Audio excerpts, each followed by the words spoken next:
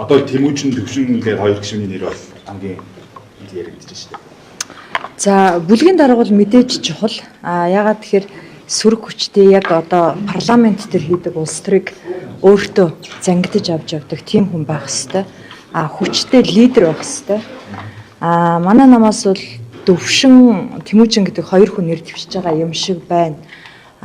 Юун дээр бид хэнийг Тэмүүжин гишүүн дээр дэмжиж дөнгөсөө гар үсэг зурсан 23 дахь гишүүн. Тэгэхээр олон болж байна гэсэн үг.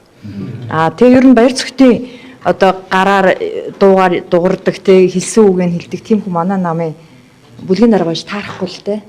Тийм учраас үндсэн хууль судалдаг, дуршлагатай, боловсралтай, зоригтой тийм хүн байна. Тийм учраас Тэмүүжин гишүүнийг дэмжиж байгаа.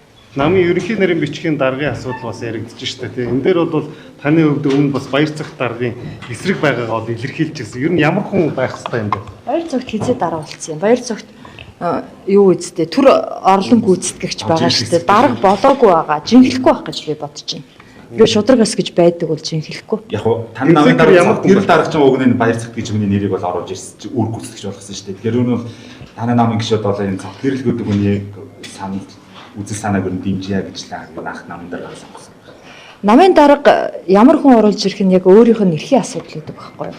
Тэгэхээр эн чинь хурал болоогүй шүү дээ. Үндэсний бодлогын хорооны хурал тэр өдөр хэнийг оруулж ирэх нь вэ? Тэгээ үндэсний бодлогын хорооны гишүүд ямар санал өгөх нь вэ? Ер нь тэгээд нарийн ярил улс төрийн зөвлөл хүчинтэй ч юм уу, хүчингүй ч юм уу асуудал бас их шүү дээ. За